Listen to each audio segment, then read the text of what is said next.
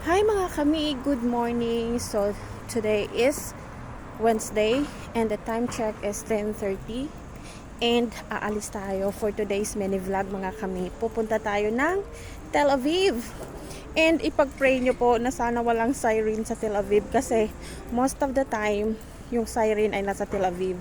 So sana wala po kasi pupunta tayo ng Tel Aviv dahil winter na mga kami, kailangan kong bumili ng Vicks at saka efficacent for Mikhail. Kasi nga sakitin si Mikhail kapag winter. So tara mga kami, samahan nyo ako sa Tel Aviv.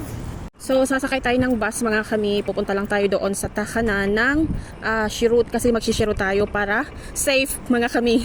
Takot akong mag-bus kasi nga din nakalimutan ko yung yung taas ng bus terminal sa Tel Aviv, so hindi ko alam yung pasikot-sikot doon. Kaya ang gagawin natin mga kami is magsishirut tayo. But for now, mag-aabang muna tayo ng bus papuntang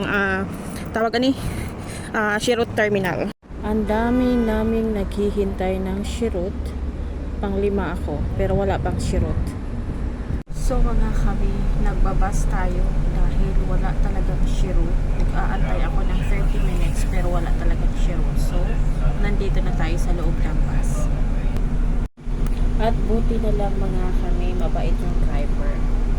So sabi niya sa akin, doon daw to hihinto talaga sa loob ng building ng bus station.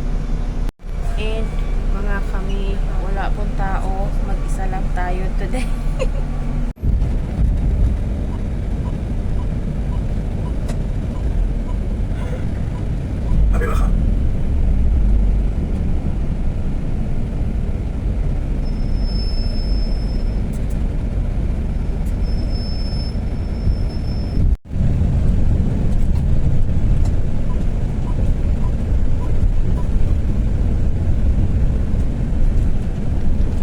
So mga mihin, nandito na tayo sa Tel Aviv bus station. So bababa tayo kasi nandoon yung mga Filipino store at bibili tayo ng efficacent at saka Vicks. Nawala usa ako kadiyot mga kami. Grabe, nag-ikot-ikot ako. Hindi ko alam kung nasaan yung hagdanan papunta sa ubos ba. Buti na lang nakita ko. Wala mga kami, murag feeling nako no, walay tao diri. Hala, saan nataan yung mga kami? Matay. Wala ko kasabot sa ako ang gilakwan karon nga time. Feeling nako na wala ko. Asa man ning kuan? Asa man? Hala, wala ko kasabot kung asa ang kuan. Wala ko kasabot kung asa ang Filipino store. Asa ko pa ingon ani? Nabuang mata niyo. Ay, patay gyud ta ani karon mga kami. Wala ta kabalo kung asa ang Filipino store. Pero daghan diri mga shoes mga kami. Feeling nako makapalit ta karon. Daghang siyang shoes. Wow.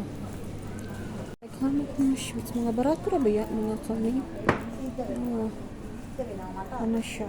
Scope. Anahan ko ani nga brand. Okay. Dugay siya maguba. Barato ra siya. Wait lang, tingin tayo dito. Heels. Size 38. Ganda ng pink. O, diba? Ang sadya natin dito mga kami is bibili tayo ng Vicks. Pero napunta tayo dito sa shoes. Kaway klaro. Nakita na ako mga kami, di anak ko diri so pupunta tayo ng Filipino store. So mayroon dito Manila Kamayan. Titingin tayo dito ng mayroon din siya mga kami gulayan. Pero kasi bawal ako sa mga ganitong chips kasi nga religious tayo mga kami, bawal tayo kumain ng hindi kosher. So ayan, buti na lang talaga mga kami, tahimik sa Tel Aviv. Ang daming tao na mamasyal doon sa Tel Aviv. So walang siren, hindi tayo natatakot for today's video kasi nga tahimik naman sa Tel Aviv. And naninibago ako mga kami kasi nga wala masyadong Shirut. So ang nangyari mga kami, nagbabas tayo papunta at pauwi. And finally mga kami, nakauwi na tayo galing Tel Aviv and naglalakad na tayo papuntang bahay. Saglit lang ako doon mga kami kasi nga bumili lang naman ako ng Vicks tapos nakita ko yung kaibigan ko doon. So ayan, usap-usap lang ng kaonte tapos umuwi na rin ako. Medyo ma-traffic lang siya ng kaonte kaya medyo natagalan tayo sa pagdating. But right now, ayan, malapit na tayo sa bahay and thank you. That's for today's mini vlog. Maraming salamat. Nasaag ko mga kami. Nakarating ako sa pinakatuktok ng floor ng station. Tapos bumalik na naman ako sa baba.